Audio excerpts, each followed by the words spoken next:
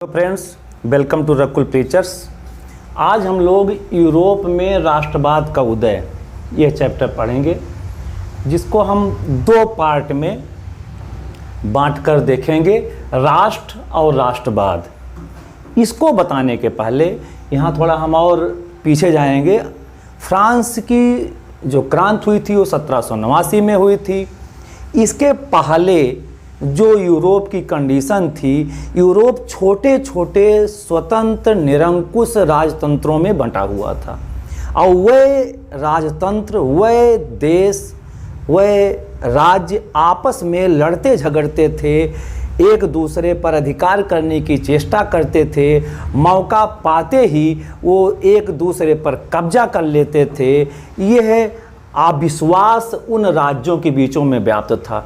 निरंकुश सत्ताएं थी, निरंकुश राजतंत्र थे, राजतंत्र हावी था, लोगों के पास कोई अधिकार नहीं था। सारा अधिकार उच्च वर्ग, कुलीन वर्ग, सामंतों के पास निर्धारित थे। आम जनमानस के पास कोई अधिकार, कोई राइट नहीं था। उस टाइम पीरियड में यूरोप में राष्ट्रवाद का जन्म होता है।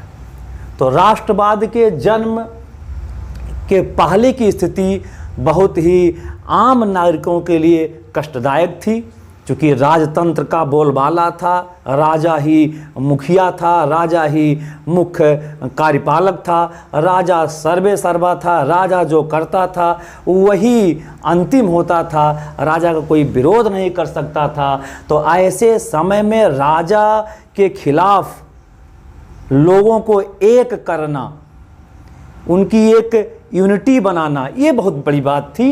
तो इसी के संदर्भ में हम लोग राष्ट्रवाद को पढ़ेंगे। इसके बाद कौन कौन सी और चीज़ें होती हैं उस पर भी हम विचार करेंगे। तो अभी हम देखते हैं राष्ट्रवाद को हम दो पार्ट में, राष्ट्र और राष्ट्रवाद। राष्ट्र क्या है? तो सबसे पहले हम राष्ट्र को परिभाषित करने के लिए परिभाषित करने वाली चीज़ों को जान लें कि कौन कौन से तत्व राष्ट्र में होने चाहिए, राष्ट्र में होते हैं। तो जो सबसे बड़ी चीज़ है, राष्ट्र क्या है? समुदाय है, कुछ लोगों का समूह है, ढेर सारे लोगों का समूह है। ये लोग कैसे हों? समूह तो है, पर ये लोग कैसे हों? उनके अंदर समान भाषा, समान धर्म, समान नस्ल और एक निश्चित क्षेत्र सीमा में वो निवास करते हों। ऐसे लोगों का समूह हो, ऐसे लोगों का समुदाय हो, जो एक उनकी अपनी एक भाषा हो, उनका अपना धर्म हो, वो एक नस्ल से बिलोंग करते हों, वो एक निश्चित क्षेत्र सीमा में बसे हों। ऐसे लोगों का समुदाय वह राष्ट्र कहलाता है। साथ ही उनकी साझी पहचान हो, एक विचारधारा हो, एक संस्कृति से जुड़े हों, उनका इतिहास और विरासत उनकी एक हो, अर्थात साझी पहचान, साझी विचारधारा, साझी संस्कृति, इतिहास उनका साझा हो, उनका विरासत, उनकी जो विरासत हो वो साझी हो, मतलब वो कहीं न कहीं एक यूनिट से जुड़े हों, एक सूत्र में बंधे हों। ऐसे लोग जो सामूहिक विश्वास, सामूहिक भावना, उनकी आकांक्षा, उनकी कल्पना सब एक हो, एक सूत्र में पिरोए हों, ऐसे लोगों के समुदाय को हम राष्ट्र कहते हैं। ये बहुत बड़ी बात है कि इन सभी ये तत्व जो होते हैं, इनमें वो राज्य के या राष्ट्र के वो तत्व कहलाते हैं। और इन तत्वों में सबसे महत्वपूर्ण तत्व है वो समुदाय और उनकी सामूहिकता। तो इन तत्वों को मिलाकर हम अब जो परिभाषा बना रहे हैं वो क्या है? साझी पहचान के साथ एक निश्चित क्षेत्र में निवास करने वाले समुदाय को राष्ट्र कहते हैं।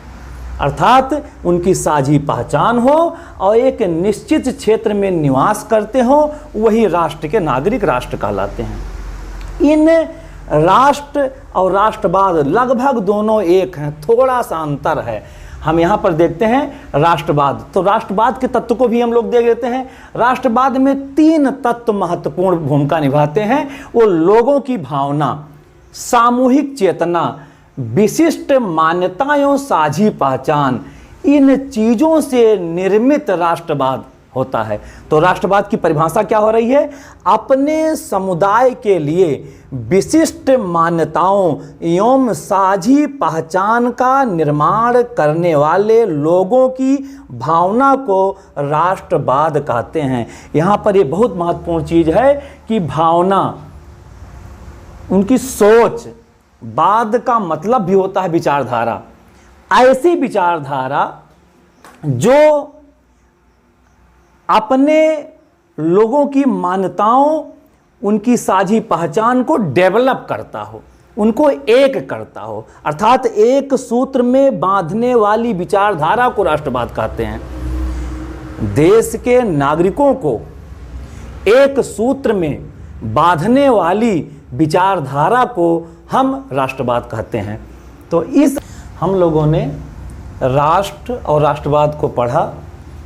राष्ट्र के विषय पर फ्रांसीसी दार्शनिक अर्नेस्ट रेनन ने कौन सा विचार रखा है, उनकी कौन सी विचारधारा है?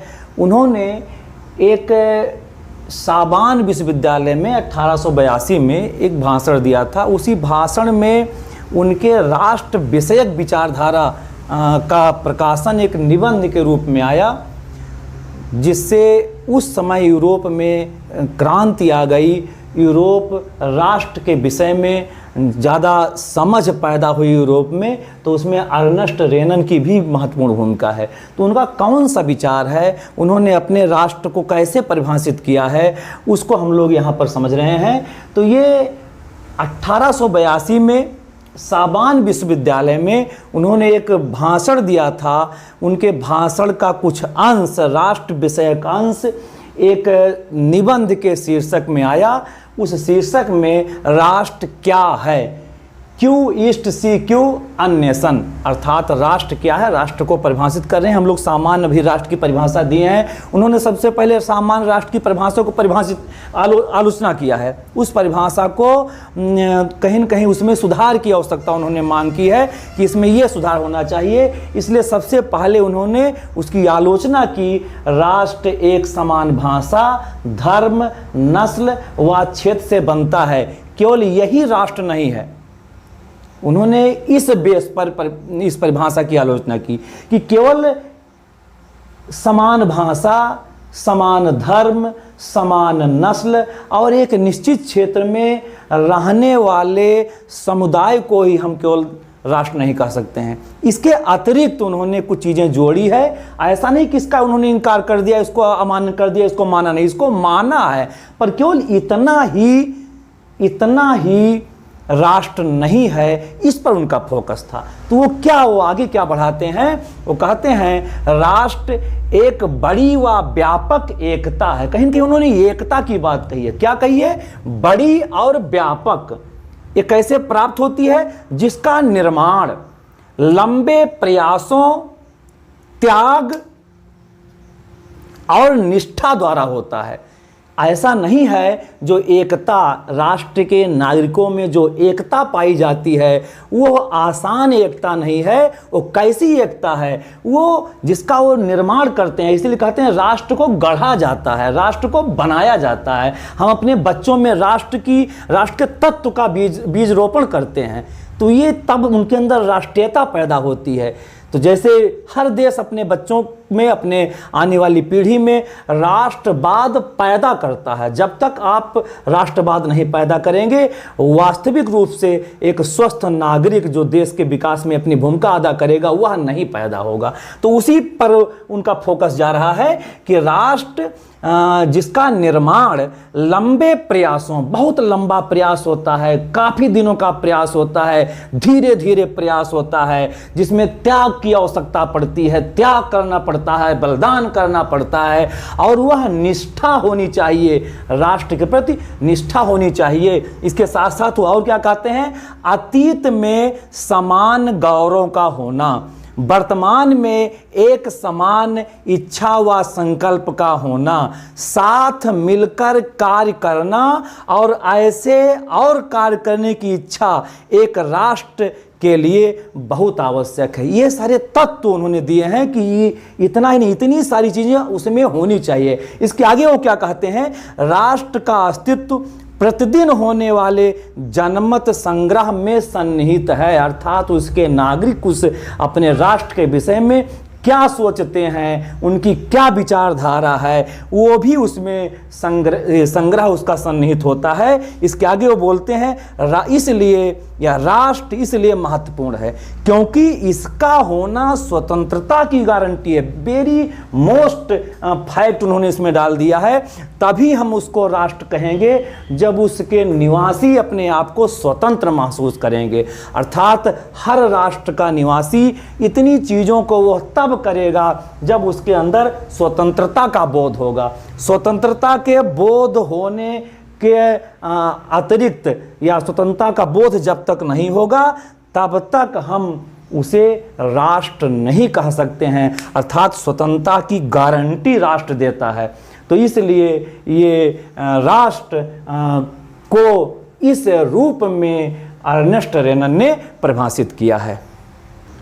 हम लोगों ने अर्नेस्ट रेनन के राष्ट्र क्या है इस विचार को हमने पढ़ लिया, उस पर उन्होंने कैसी परिभाषा दी थी इसको हम लोगों ने पढ़ लिया। अब इसी टॉपिक पर फ्रांसीसी कलाकार फ्रेडरिक सारियो ने 1848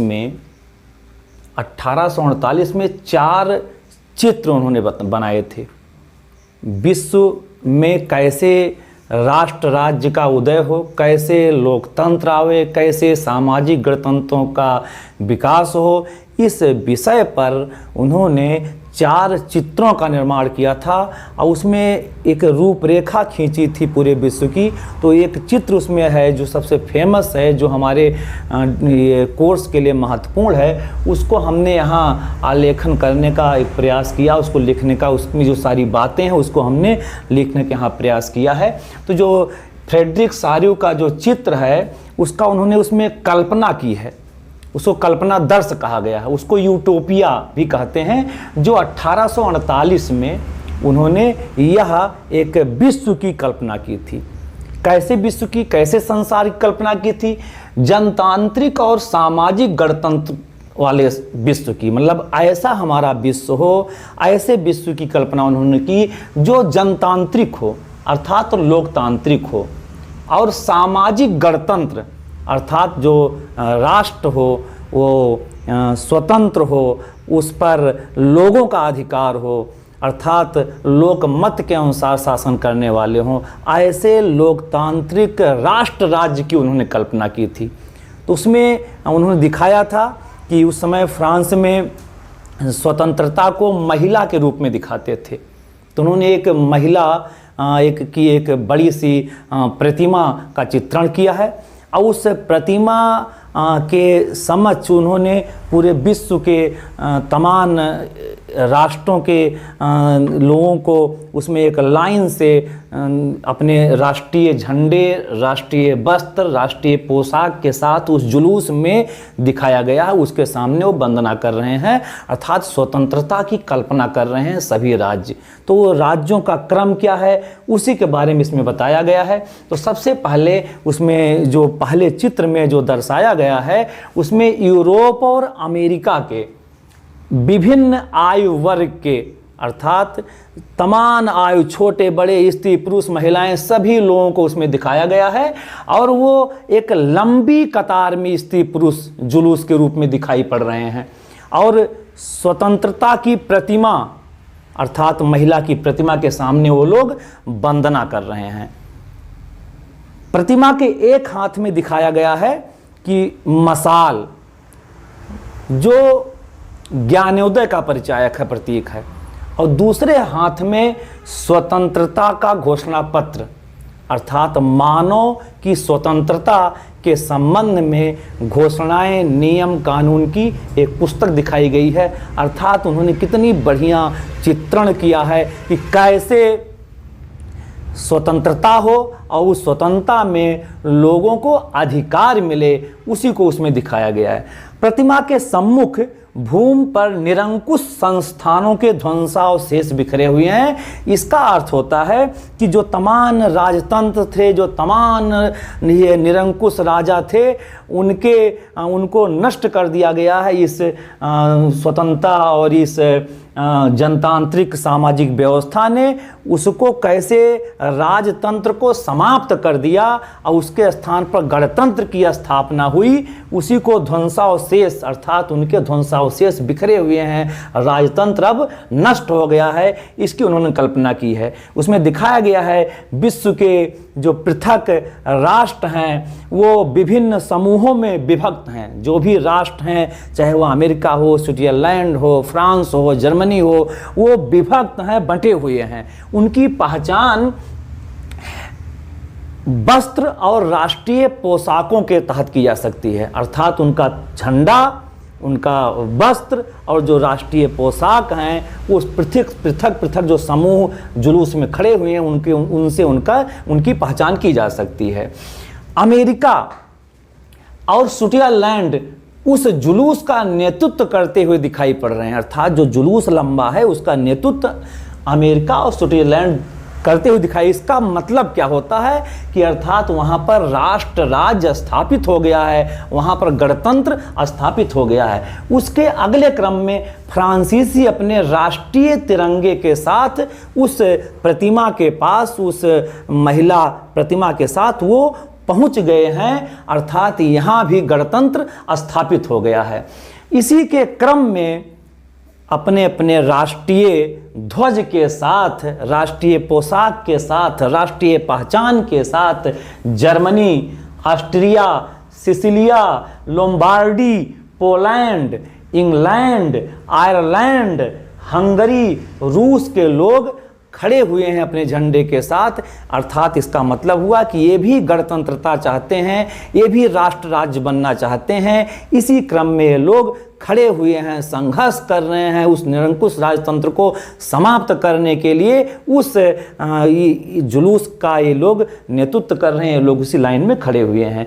और ऊपर से उसमें दिखाया गया है, उस चित्र में ऊपर से स्वर्ग से ईसा मसीह, संत, फरिश्ते इस दृश्य पर नजर गड़ाए हुए हैं। इसका मतलब हुआ ये जो विश्व के राष्ट्र हैं, आपस में उनके बीच सामंजस्य स्थापित करने का प्रतीक इन महान ये संतों और ईसा मसीह, इन सब के माध्यम से इस चित्रकार ने इसमें करने का प्रयास किया है। इस प्रकार